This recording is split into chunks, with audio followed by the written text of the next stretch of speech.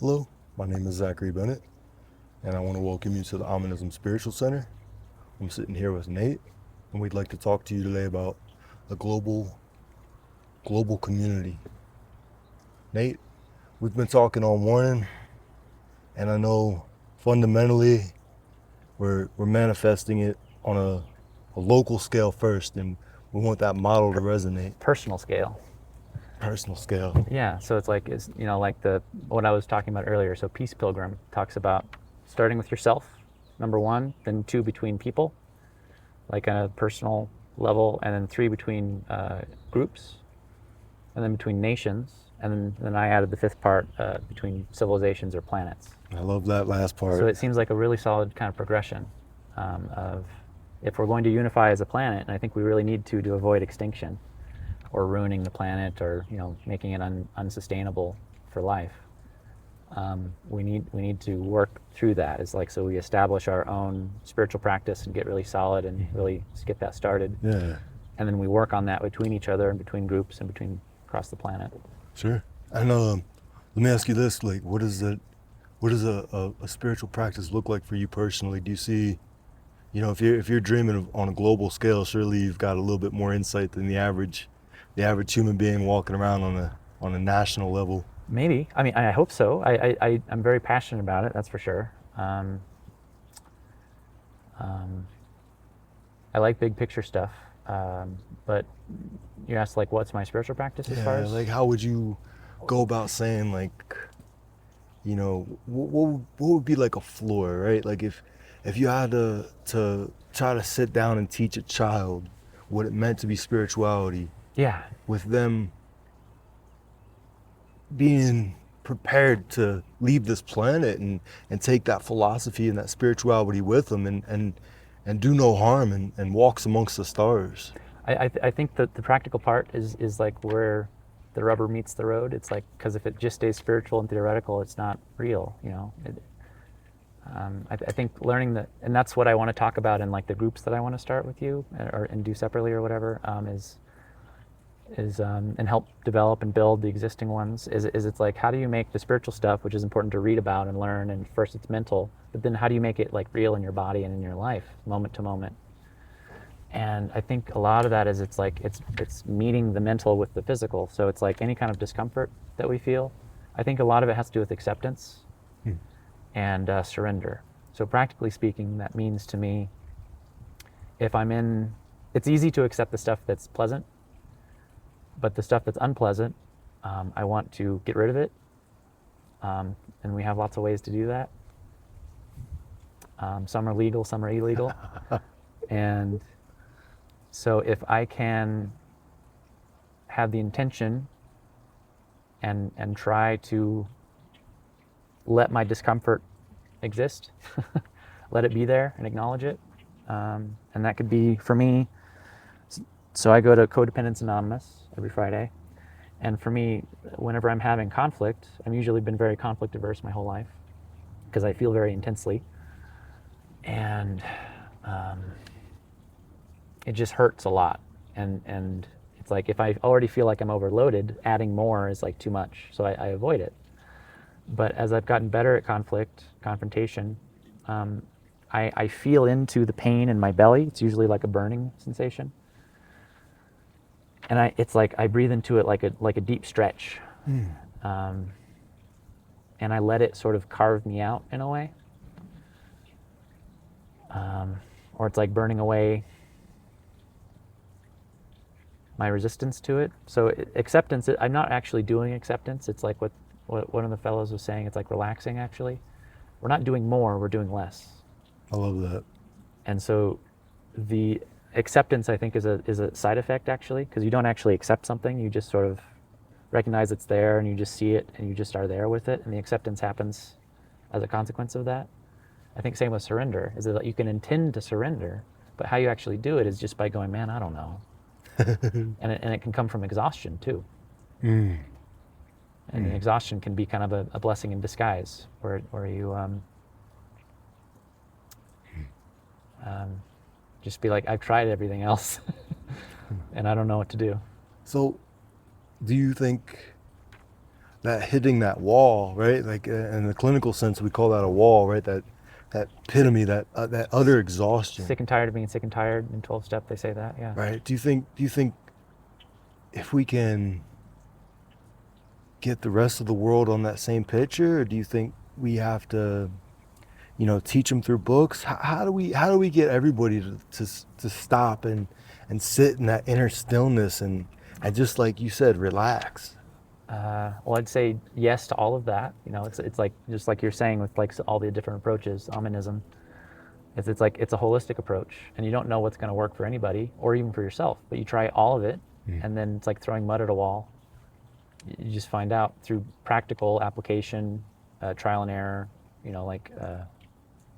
subjective, or just applying it to the world, and the warrior spirit of just being like, just jumping in the ring and being like, I'm going to get beat up probably.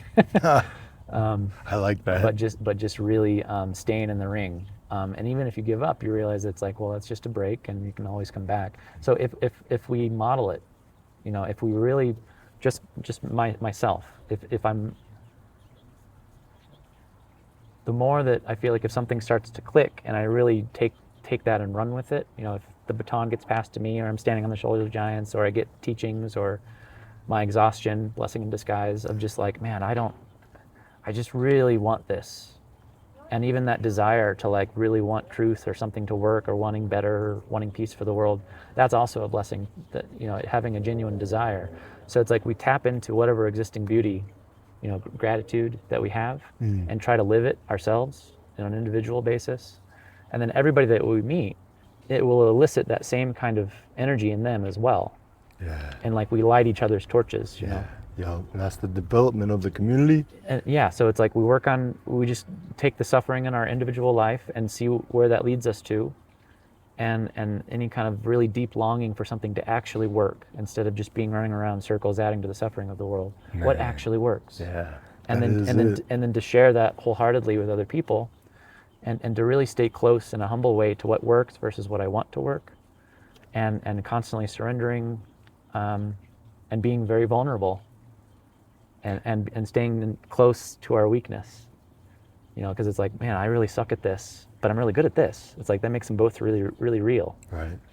And then sharing that with other people and working as a team, and then that naturally builds from there outwards in a very organic way, I think. And then we don't need to worry about the world, because it's like we will be naturally affecting the world just through our ground zero, really being there in our own two shoes. Yes. It naturally connects out from there.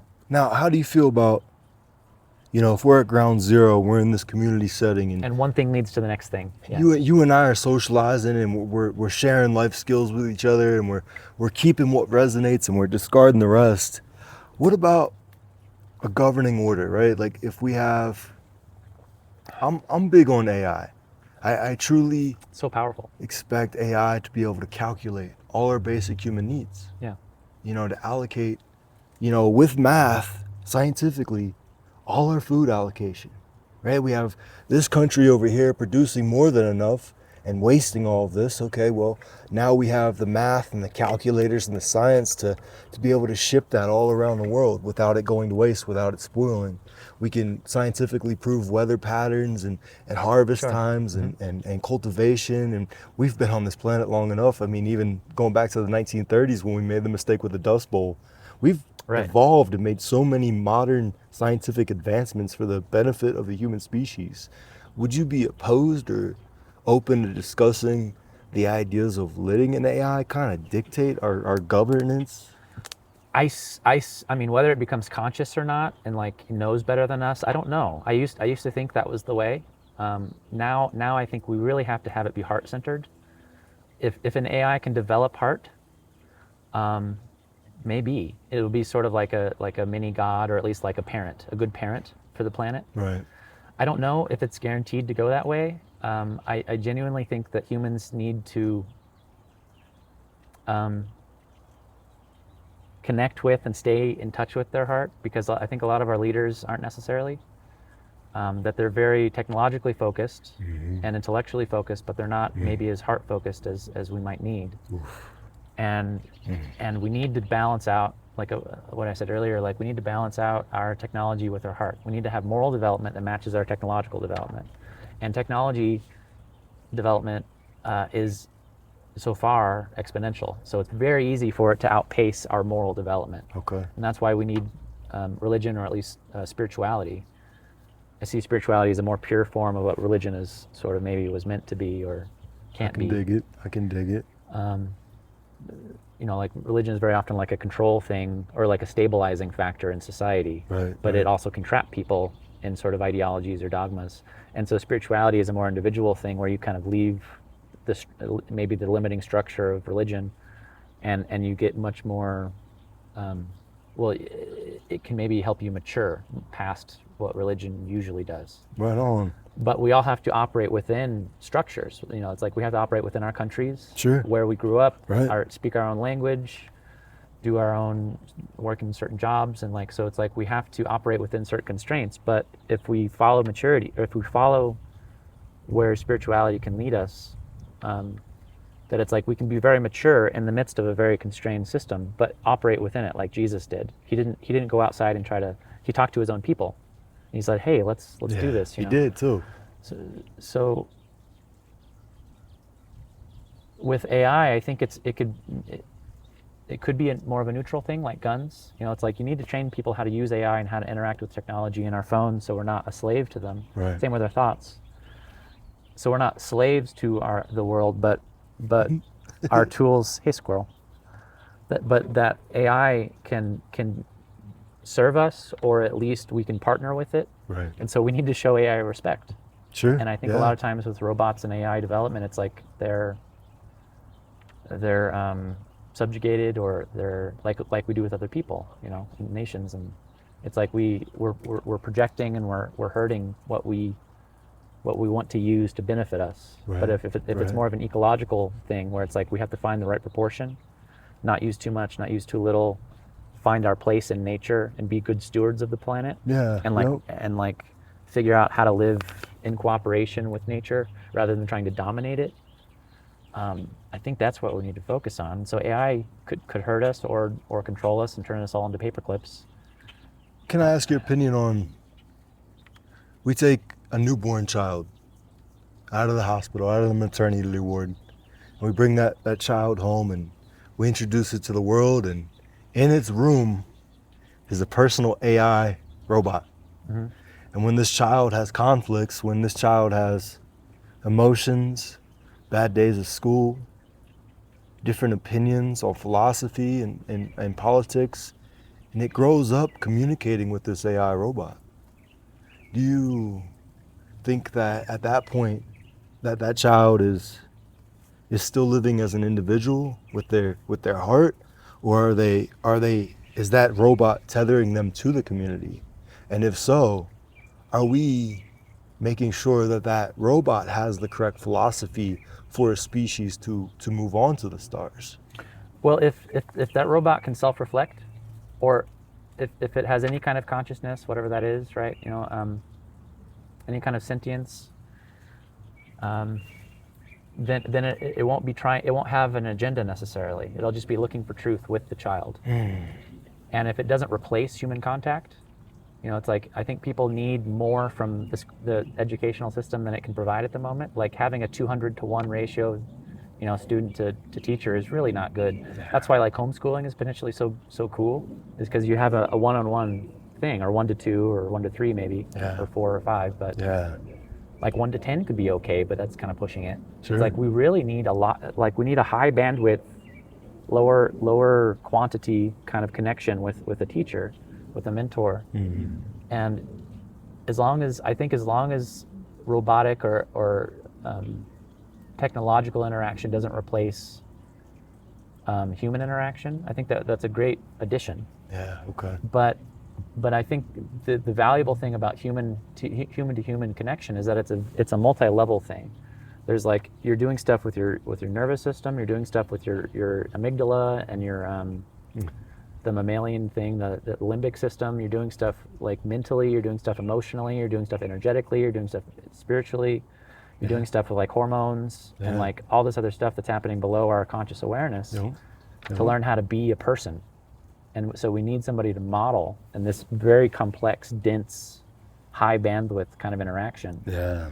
that Yeah. robots can't necessarily do yet, maybe.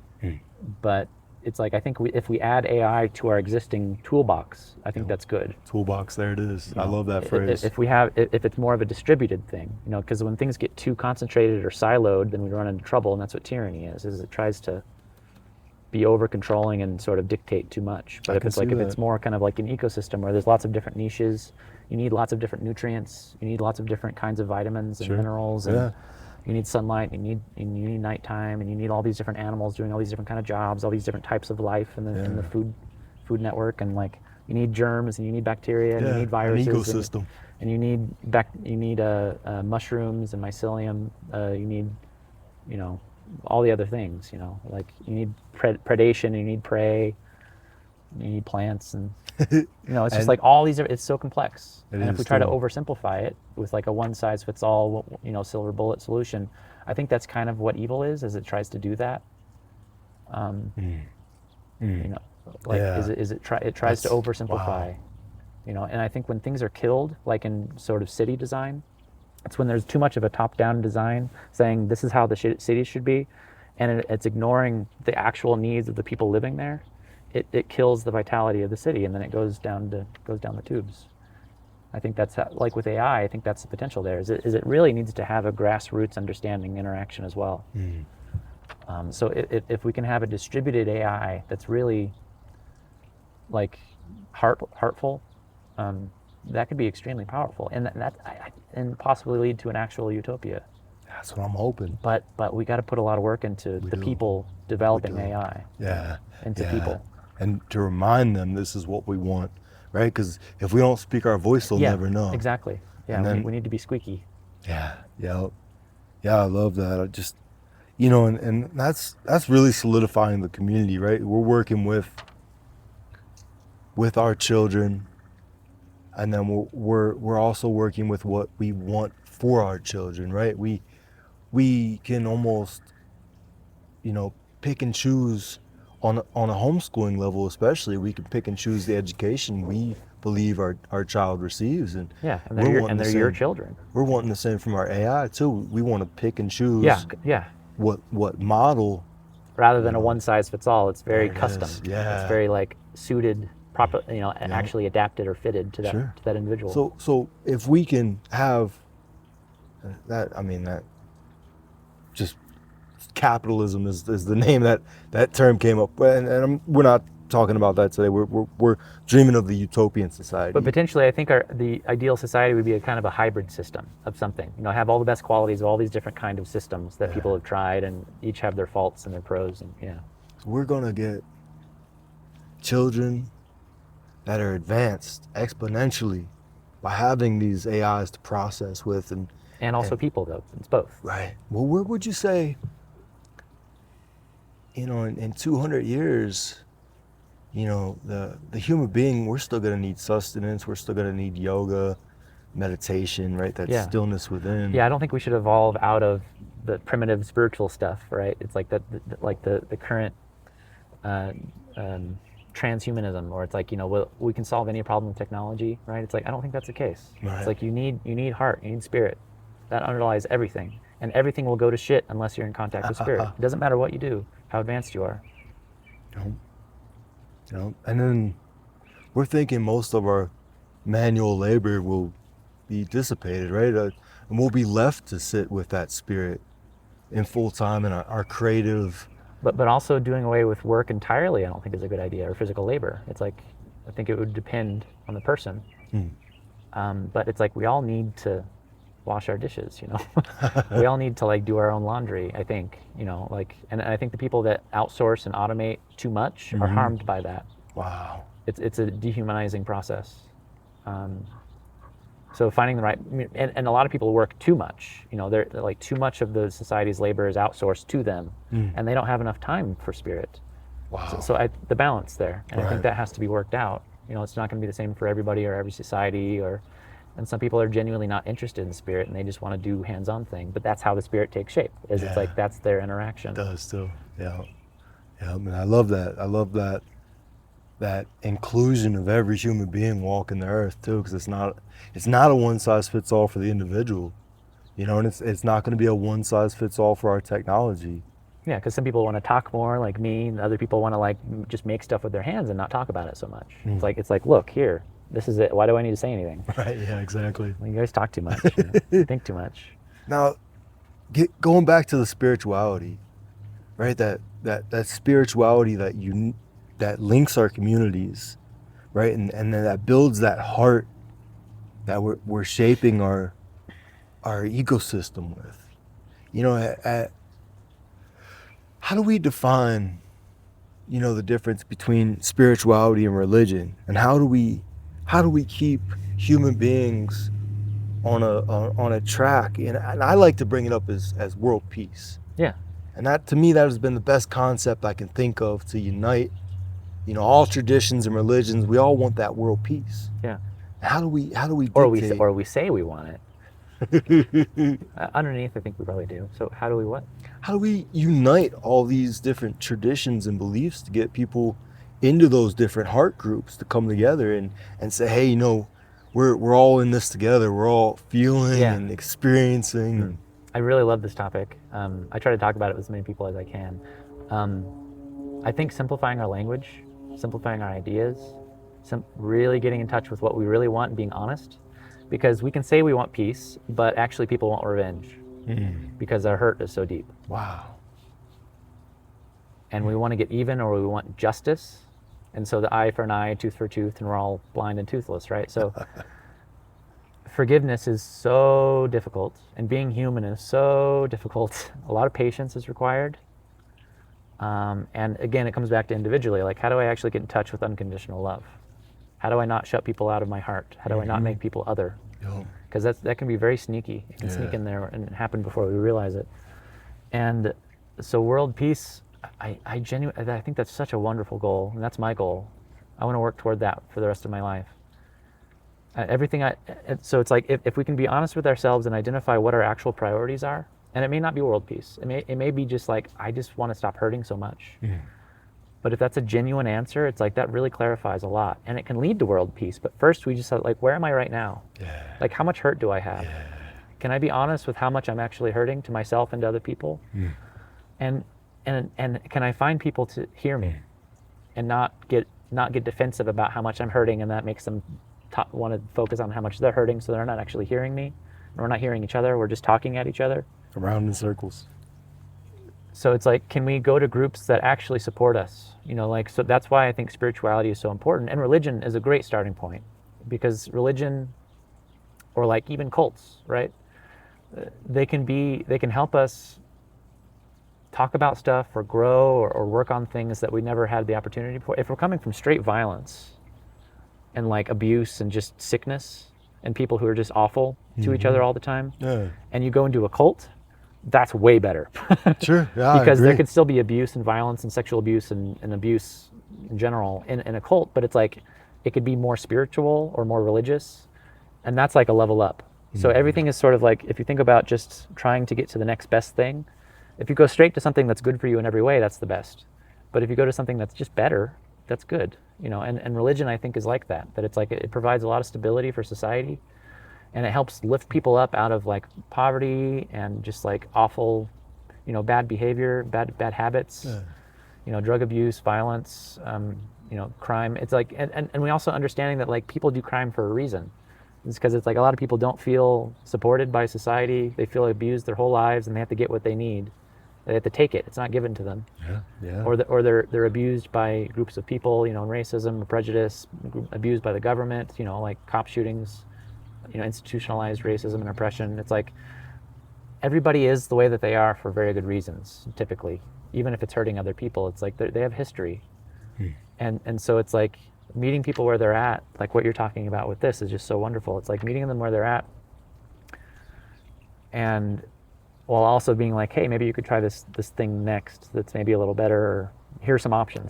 See what works for you. An evolution of spirituality. A natural selection process, throwing the lead at the wall and seeing what works for somebody. It is, yeah. And it could be very extreme, or it could be very mild, or, you know, who knows.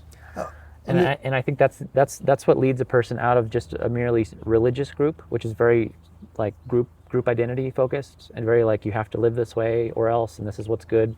It's very kind of right or wrong. Mm-hmm. And so spirituality is a much more individual, customized, like you were saying with AI. It's like if you can get better in touch, like in 12-step, they say a hallmark of recovery is being able to identify what you need. Mm. Because when we're suffering a lot, we don't know how to take care of ourselves, like our inner child. We don't know how to actually care and love. So learning how to love is learning how to love yourself so you can love other people. It's like being able to tap into what's your nutrition lacking? What sort of vitamins do you need? You know, what you need to focus on more anger management, you need to focus on how to love, how to forgive. Do you need to express anger and say no in a way you never have before, or do you need to like actually, if you're very good at that already in fighting, to hold that in and be more patient with people? Or, you know, which way are you leaning too far to come back more toward the middle? That starts to become more of a spiritual perspective and approach, that it's highly customized to your own thing without it being too greedy or too, they have this term spiritual marketplace, where you're doing too much as an avoidant tactic to avoid doing your real work. Yeah. But if you can identify what your real work is, and it's a much more personal relationship to spirit or God, and it's a moment by moment thing, you're not doing it for external approval, which is important at first if you need that external motivation, that stick kind of thing, plus the carrot. But you are able to monitor your own needs moment to moment, and it's becomes more of a continuous thing moment to moment of like constantly surrendering to God. That really takes you outside the bounds of most conventional religious institutions. Well, somebody starting from that not knowing place, right? That never seen the stick, never seen the carrot. You know, maybe they're stuck in a animal sort of existence. They could be stuck in a mental disorder, a jail cell, you know, poverty. How do we ignite that spark? How do we, as a collective, what do you think? Be the example? Yeah. That's, you know, hopefully where I'm trying to go with this channel. Yeah, I mean, yeah, like I was thinking about like where are you going to post this? It's like, you know, if there's actually a need in the world. So if you're paying attention to yourself and you're doing what you feel like you need to do, which I feel like we're doing right now, and that also matches the need in the world, and there's timing is right and everything, it's like it'll pick up on its own. That's why I like the attraction versus promotion thing. Is promotion is potentially more of an artificial, forced approach, and attraction is kind of like, I'm doing this thing because it feels right, and I genuinely don't know. I don't know, but I feel like I just need to do this. You know, I need to go stand in the middle of the crowd and shout or something, or do this thing and just offer it and surrender it. That it'll pick up if it needs to. And maybe promotion could be part of that, but it's less of a kind of a, I know that guy. His name is Rob. Nate, I loved having you on the show, brother. I'd love to have you back if you do me a favor and just give the camera a peace sign. You know, we're trying to remind everybody that we have the power within us to change the world.